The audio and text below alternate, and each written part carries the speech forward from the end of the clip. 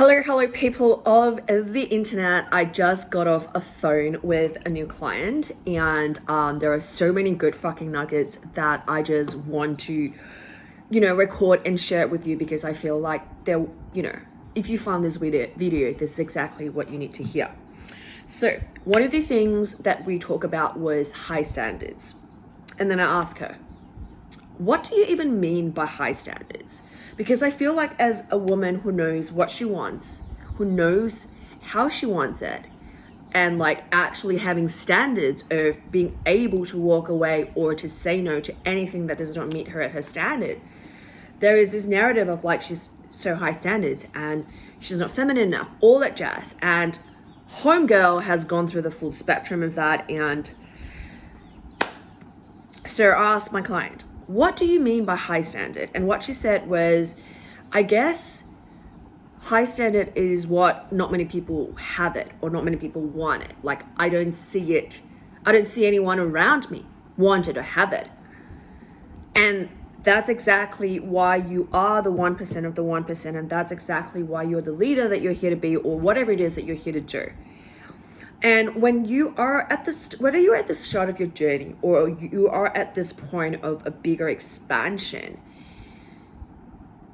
your highest standard simply means that your current reality no longer fits the reality of where you want to go.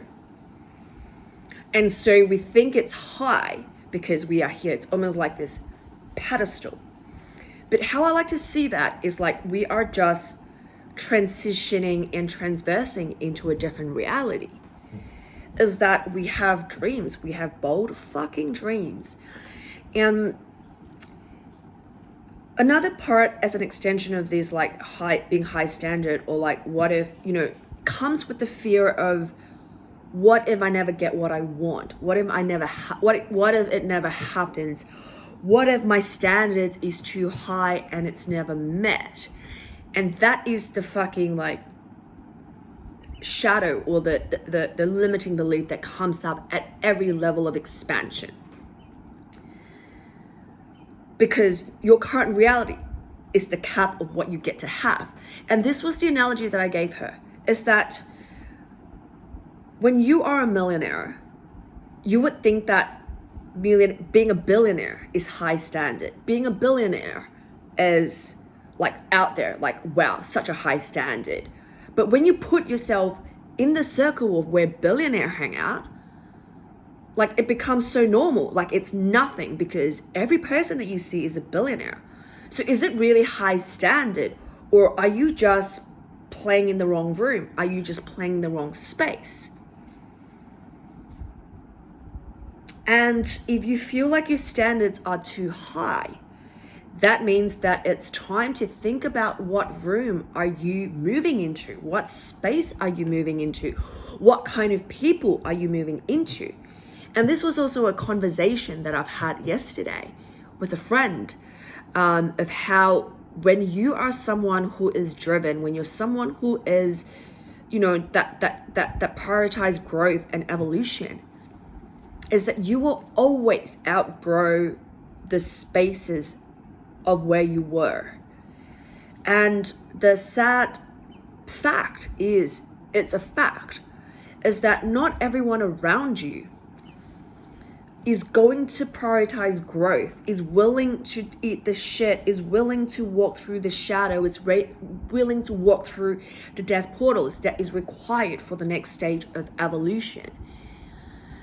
And then there's this sticky period of like there's so like, this was what I spent so hard to create. But then it's, there's this war within you, and it's normal, and give space for it because transition and change takes time, right? And there are death that involves before a rebirth. It's almost like there is this death that's required for you to really, make space in the soil so that new seed can be planted by God, or the seed that has already been planted get to flourish. So there are places that you are going to outgrow. And then there is a new level of discomfort. And then it just becomes like a game of life. You're like, all right, we're on to a next phase of expansion. And so an extension of that, what we spoke about after, was because she was having this, there was already this limitation of, but what if I can't, like, what if it never happens? What if my standards is too high? Like, if you have this limiting belief, like, fucking cut that shit right now and rewrite it with the story of, like, no standards is ever too high for me. I create my own standards. I set my standards, and the world around me meets me there. And I'm saying this for my clients as much as I need it for myself, as much as whoever it is that's listening to that. Because that has been a part that I have been compromising on my own. And I was telling her before, because what she was saying is the whole part of, like, sometimes as like highly ambitious women, it's like, I always question if my standards is too high. And that was a journey in which I have walked through recently as well. And I know a lot of you have come to my work and come to my space in the last 2 to 3 years when I was really deep in my healing journey, when I have made one of the best decision choice to stay in Bali in 2020, when the world got into shit. And like, that shifted my reality completely. Like, that was a very clear indication of how my life would have panned out completely differently. And it was a very clear choice. And this is why every time when I ask my client, when I speak to my students, my clients, or anyone, is like, what choice are you making? Because a single choice can determine the destiny of your life. And prior to that, I was healing, or really giving, I don't want to say healing my feminine, and no, I don't want to say I was trying to be more feminine, because there are so much connotations around that. But a big part of my healing journey before that 2020 was really learning how to meet and drop into my feminine energy, the part of me that longs to love, the part of me that desire intimacy, the part of me that is highly sensitive, the part of me that is so in charge of emotion. But at core, like, I am a driven woman. I have big goals, I have big dreams, a lot of which I am living the dream that I wanted 4 or 5 years ago, living in Bali, having this beautiful space surrounded by community. As you do when you go through your dark night of the soul, when you go through your spiritual awakening journey, when you go through your own vision quest and questioning every damn thing of what's going on with life, as you come back to what truly matters to you, there is a period of massive annihilation of your ego, which means you are literally like denouncing every part of your ego and human desire, and just really connect to the divine. And that was the phase where spiritual growth was the only thing that I prioritized. And I wouldn't change it for anything else, because like, now I have this deep communion with God, with nature, with myself, that would support me in where I'm heading to in this new chapter of my life. But it was also a very, very, very challenging journey to reintegrate this part of me that knows that she's here to move the world, that she's here to shake the world, that I have always had this commanding presence as a manifester. Like, this is part of my work here. And it was very hard for me to step back into this, because I was like, well, is my peace going to be disrupted? Is all the thing that I've gained in the last 3 years of my homecoming, it's like, is this going to go away? Like, it's almost like there's this ceiling that I've placed upon myself, like, this is as good as it gets to go. But no, the better it gets, the better it gets, because now I have so much more capacity. I have so much more bandwidth to create, to hold, to be, to teach. Like, fuck, life has only just begun. But then if you already have this limitation of like, oh, what if I never get it? So you would only create like dreams or goals that you feel that is achievable, that you feel like, oh, maybe this is what will make people around me feel uncomfortable. And I'm circling back to the part around high standards, is that when you're around the right people, when you're around the people with similar dreams as you are, when you are around people who have similar values as you do,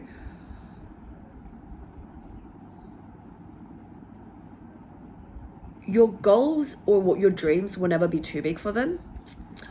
And also you would feel more expansive with what you are asking for.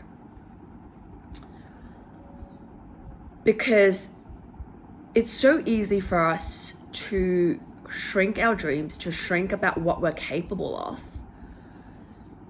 to make other people feel comfortable.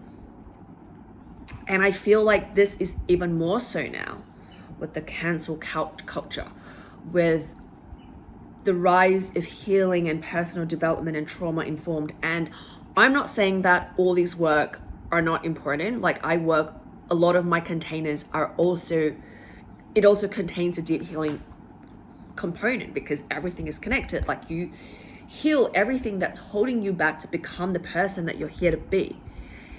But then it's almost like everyone is so fucking precious, and everyone, like, okay, maybe everyone is a general statement, but you get what I mean. It's like people has become so fucking precious that they get offended over every damn thing that someone else is saying, versus taking a look at their own shit, taking responsibility of their own shit, and do something about it. Or if you decided that no, you're okay with a simple life, then stop complaining. Like it's like this whole landscape, like, you know, people are afraid to talk about like what truly matters, like this, which also have taken me a while because if you have been following my socials, like I've been taking some time off in the last 6 months to really reassess what it means to me and what it means for my work as a leader, as a creator. But here is the thing, right? Like if you are the top 1% of the 1%, know that 99% of the world, of the people, are never gonna get where you get to. It's called 1% for a reason. So it's okay to understand those fears, to be aware of those fears, but simultaneously at the same time, like what the fuck are you creating? What it is that you want to create? What dreams is ready to come alive again? Because as a collective, we have gone through a massive awakening, massive healing, massive purging, whatever you can think of that I never thought I could humanly possibly did. I did it all. Like how? And now it's like, all right, you've gotten the vision, you've gotten what you need, you know exactly what you want. Like what other excuses do you have? That's what God said to me. It's like, all right, now we're pressing play. And we are in the solar eclipse tomorrow, and it's the Aries energy. It's like, what are you choosing? Are you choosing your highest destiny? Or are you allowing your past stories to hold you back? Because when this ends with me, this also begins with me. So if you are just constantly like healing your generational trauma without creating anything new, like you're going to be stuck in this generational trauma and you're not actually ending it. And creation begins when you no longer avoid whatever it is that is being shown to you. When you no longer avoid whatever that you have been spending all your life trying to like press it down. And that includes your big, audacious fucking dreams. And it doesn't mean that I don't have the fear that comes up, especially with my vision of my sacred union, my future husband and the father of my child. But also, like, it becomes so clear now because I've done this so many times of like following what my heart guides me to. Okay, that's what I thought I want. No, what it is that I don't want, and getting clear with the boundaries, getting clear on what I want and what I don't want. And when what I no longer is willing to accept or are available for shows up to me, Like, I have to hold this sort of like integrity of like, no, with love, like, but no, you do not belong to my future. So if anything doesn't belong to your future, belong to what you create, belong to what matters to you, it has to fucking go. Like, honor it, whatever it is. But it has to go. Because that shit is holding you back. And that's a final part that I want to add, because it was at the end of our conversation that's very important, is that what did she say? Fuck. She said that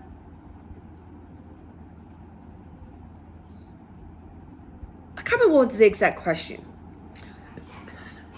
But I remember the message for her was, you're just gonna know that if you decide, if you have claimed that that's the reality that I choose, that I want, that's my dream, it will show up. It will show up. Your reality will show up when you show up for your dreams, when you show up for your heart, when you show up for your fire. And rest assured that it will never be how you want it to be. Just accept the fact and just surrender and just let it be. So how would things change for you? What would be different? How would you create and what would you write your dream if you know that it will show up when I decide to show up for myself? And how would you take action and how would you lead from that space? When you know that, okay, surrender to the fact that it will never show up the way that I want it to be, but I know that's going to show up. How would you play this game of life? Thank you for coming to my TED Talk. I feel like this is one of the best transmission that has came through to me in a very, very long time, and we're just about to get started, because what has been going on? I've spent the last 2 months really, really like fucking like just ruthless in clearing my field, like really clearing anything that's no longer in alignment, anything that's no longer in integrity. And also, God like just annihilated me and put me on all fours, and I'm like, what are you choosing, homegirl? Because I read this part of like, most of us are not asking God for what we want because we don't even know what the fuck it is that we want. And I feel like a lot of people are waiting till they know what they want, waiting till they know the vision is being shown to them, and then they'll take action. But you just gotta follow that little nudge, that little excitement, that little electric pulse to guide you to your next step. And then another one is God loves bold prayers. So ask big, and trust that you would get it. And because back in full force, life is clear, and I'm also feeling like there are a couple of you ladies that really are in the space of expansion and is looking for guidance, for mentoring. I have a couple of spots that are opening up for April and May, 3 to 6 months mentoring. If that is speaking to you, if you're looking now to tap into your next level of expansion and bring your bold dreams to life, send me a message on Instagram, or you can apply via the link down below. And let's get fucking started. Like, ain't nobody's telling us our standards are too high. We get to be so open-hearted. We are still feminine as fuck. We are still a woman with our standards. Don't let anyone else tell you otherwise, especially those polarity teachers. We're not going into that today, but namaste.